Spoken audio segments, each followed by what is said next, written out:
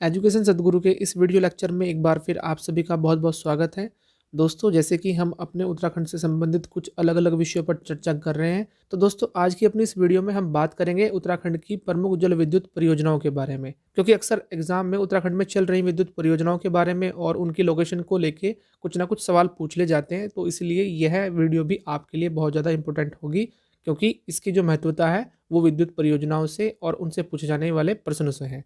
तो दोस्तों, अपनी इस वीडियो में हम एक एक करके जो हमारे उत्तराखंड की प्रमुख विद्युत परियोजनाएं हैं उनके बारे में चर्चा करेंगे। तो चलिए दोस्तों, आगे बढ़ते हैं। लेकिन दोस्तों, आगे बढ़ने से पहले मैं आपको एक बात और बताना चाहूँगा कि इन विद्युत परियोजनाओं को पढ़ने से पहले हम उत्तराखंड में विद्युत ऊर्जा उत्पादन, परीक्षण, वितरण और परिचालन करने वाली विभिन्न संस्थाओं के बारे में बात करेंगे। क्योंकि यही संस्थाएं मिलकर पूरे उत्तराखंड में जितनी भी हमारी हाइड्रो पावर प्रोजेक्ट्स हैं इनकी देखभाल करती हैं और इनका डिस्ट्रीब्यूशन वगैरह भी यही संस्थाएं करती हैं। तो सबसे पहले देखते हैं कि उत्तराखंड विद्युत निगम। जी हाँ दोस्तों, ये उत्तराखंड की जो हाइड्रो पावर प्रोजेक्ट्स हैं उनमें सबसे अग्रणी हमारी संस्था है और इसकी स्थापना 1 अप्रैल 2001 को की गई थी। वहीं दूसरा है THDC यानी टिहरी हाइड्रो डेवलपमेंट कॉरपोरेशन। इसकी स्थापना 12 जुलाई 1988 को की गई थी और यह भी उत्तराखंड की हाइड्रो पावर प्रोजेक्ट है उनकी देखभाल करने वाली एक बहुत बड़ी संस्था है। दूसरा है PTCUL, जी हाँ, power transmission corporation of Uttarakhand limited. इसकी स्थापना 1 जून 2004 को की गई थी। दूसरा है UPCL यानी उत्तराखंड पावर कॉरपोरेशन लिमिटेड, जो कि उत्तराखंड में बिजली के डिस्ट्रीब्यूशन के लिए काम करती है। यह भी एक प्रमुख संस्था है। तो चलिए दोस्तों, अपने अब अलग अलग अपनी विद्युत परियोजनाओं के बारे में बात कर लेते हैं। सबसे पहले हम बात करेंगे गलोगी जल विद्युत परियोजना। जी हाँ दोस्तों, आपने शायद ही इस परियोजना का नाम सुना होगा।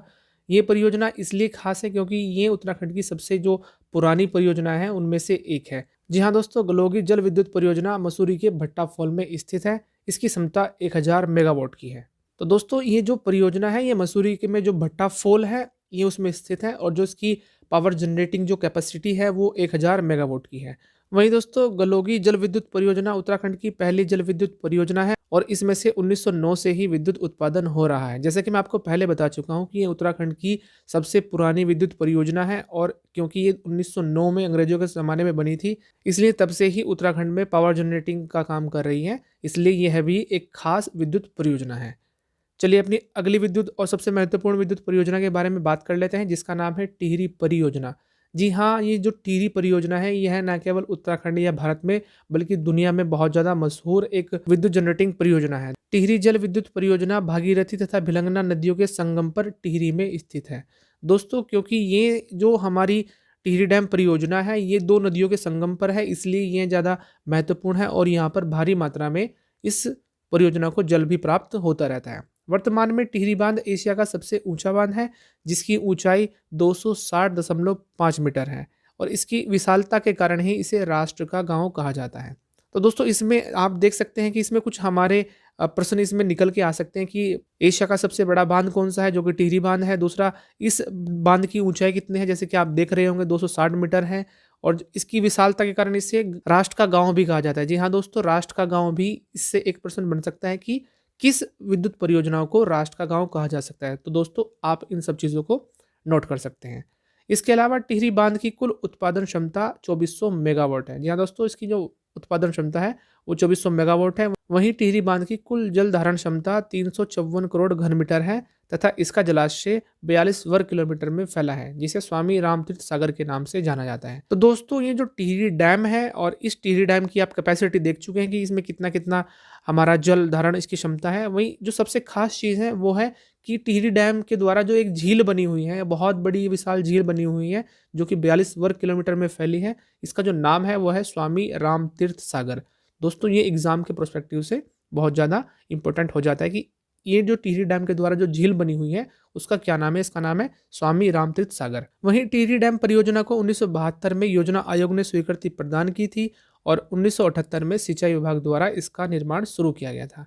अगर इसके इतिहास के बारे में बात करें तो आपको ये जानकारी बहुत ज़्यादा वैल्यूएबल होगी कि जो इसकी परियोजना की जो नींव रखी थी वो 1972 में योजना आयोग ने इसको स्वीकृत किया था और 1978 में इसका निर्माण शुरू कर दिया था सिंचाई विभाग के द्वारा। वहीं कार्य धीमा होने के कारण 1988 में इसके निर्माण की जिम्मेदारी टिहरी जल बांध निगम का गठन कर उसको दे दी गई। जी हाँ दोस्तों, जैसे ही लगा कि इस डैम की जो कंस्ट्रक्शन का जो वर्क है वो बहुत स्लो चल रहा है तो इसको सिंचाई विभाग से लेकर इसको टिहरी जल बांध निगम को सौंप दिया, जो कि 1988 में इसका गठन किया गया था। यदि बात करें टिहरी डैम के डिज़ाइन की, तो इसका डिज़ाइन जेम्स ब्रून ने तैयार किया था। तो दोस्तों कभी कभी एग्जाम में इसके रचनाकार या कहें तो इसके जो डिज़ाइन बनाने वाले हैं उनके बारे में पूछ लिया जाता है, तो उनका नाम जेम्स ब्रून है और उन्होंने ही इस बांध का डिज़ाइन तैयार किया था। चलिए अपने अगली विद्युत परियोजना के बारे में भी देख लेते हैं कि विष्णु प्रयाग जल विद्युत परियोजना। जी हाँ दोस्तों, ये भी एक उत्तराखंड की प्रमुख जल विद्युत परियोजनाओं में से एक है। क्योंकि ये अभी अंडर कंस्ट्रक्शन है, तो इसलिए ये भी पूरी तरीके से अपना काम नहीं कर पा रही है। हालांकि इसका कुछ हिस्सा अभी भी काम कर रहा है। तो चलिए इसके बारे में थोड़ी जानकारी ले लेते हैं कि विष्णु प्रयाग जल विद्युत परियोजना चमोली जिले में अलकनंदा पर स्थित है। जी हाँ दोस्तों, इसमें से 2% पूछे जा सकते हैं कि विष्णु प्रयाग जल परियोजना कहाँ पर है, यानी कि वो चमोली में है, और दूसरा वो किस नदी पर स्थित है कि अलकनंदा। तो यहाँ से भी हमारे 2% बन सकते हैं। और वही जो तीसरा इसमें से प्रश्न बन सकता है कि इसकी कैपेसिटी कितनी है। दोस्तों इसकी कुल कैपेसिटी 650 मेगावाट है। हालांकि यह परियोजना अभी पूरी तरीके से काम नहीं कर पा रही है, लेकिन जो उसकी कुल कैपेसिटी मानी गई है वो 650 मेगावाट है। चलिए अपनी अगली विद्युत परियोजना के बारे में बात कर लेते हैं, जो कि एक इंपॉर्टेंट परियोजना है, धौलीगंगा परियोजना। जी हाँ दोस्तों, धौलीगंगा परियोजना पिथौरागढ़ जनपद के धारचूला में धौलीगंगा नदी पर स्थित है। जैसे कि आप देख रहे हैं कि पिथौरागढ़ जनपद में है और ये धौलीगंगा पर स्थित है धारचूला के अंदर। इसकी कुल क्षमता 280 मेगावाट की है, जिसे 2005 में शुरू किया गया था। और इस परियोजना में कट ऑफ वॉल तकनीक का उपयोग किया गया है। दोस्तों इसकी जो इलेक्ट्रिसिटी जनरेशन कैपेसिटी है वो 280 मेगावाट है और इस परियोजना को 2005 में यानी अब से 15 साल पहले शुरू किया गया था। यदि इसके तकनीक की बात करें तो इस परियोजना को बनाने में कट ऑफ वॉल तकनीक का इस्तेमाल किया गया था।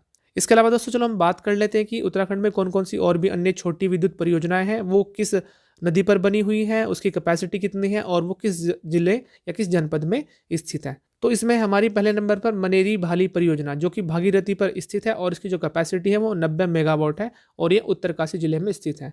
वहीं श्रीनगर जल विद्युत परियोजना, जो कि अलकनंदा नदी पर स्थित है और 330 मेगावाट की है और श्रीनगर में स्थित है।